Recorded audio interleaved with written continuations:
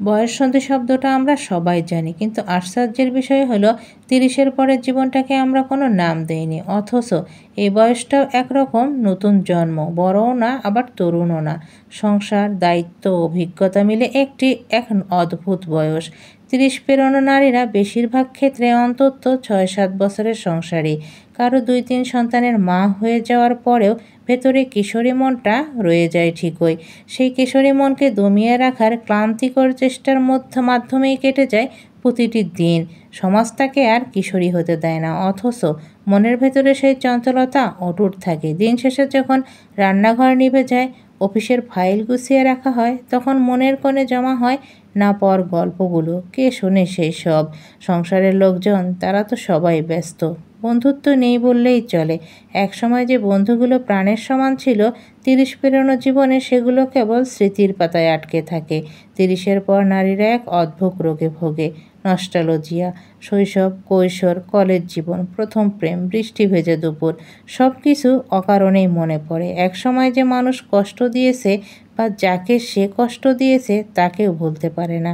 রাতের অন্ধকারে আয়নার সামনে দাঁড়িয়ে নিজেকে দেখে, অচেনা লাগে। চুল পড়ে গেছে, মুখে বলিরেখা, শরীরের মেদ, সব মিলিয়ে এক সময়কার মেদহীন সুন্দর শরীরটা কেবল স্মৃতিতেই রয়ে যায়। হয়তো এই কারণে অনেক নারী সাজগোজ করে, শাড়ি পরে, গহনা পরে, নিজেকে লুকোতে চায়। এটা আত্মপ্রেম নয়, বরং বিষণ্ণতা ঢাকার উপায়।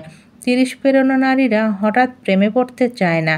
তারা আসলে চায় একজন শ্রোতা, যে কোনো জাজমেন্ট ছাড়াই তার সব কথা শুনবে। সংসারের কথা, মানুষটাকে আবার নতুন করে পেতে চায়। চোখের তারা হয়ে থাকার সাধনা আবার জাগে, কিন্তু বাস্তবতা কানে কানে বলে দেয় সব কিছু আগের মতো আর হবে না। এই বয়সে বাবা মায়ের অভাব সবচেয়ে বেশি অনুভব হয়।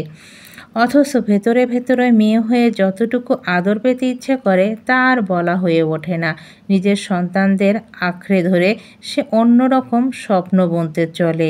৩০ পেরোনো কোনো নারী যদি অবিবাহিত বা সন্তান না হওয়া থাকে বা ডিভোর্সি হয়, তবে সমাজ তাকে নিয়ে অযথা চিন্তিত হয়ে পড়ে। অথচ যে মেয়েটা সংসার করছে, বাচ্চা সামলাচ্ছে, তার মনের খবর কেই বা রাখে? কে জিজ্ঞাসা করে সে কেমন আছে?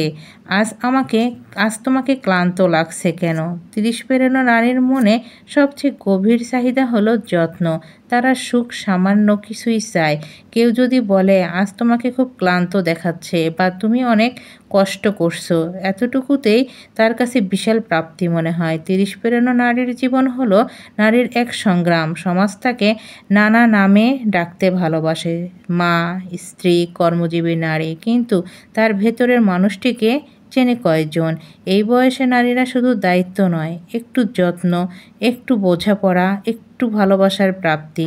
আমরা যদি সেটা মনে রাখতে পারি, তবে ৩০ পেরোনো জীবনের নাম হতে পারত একদিন পাওয়া যাবে হয়তো।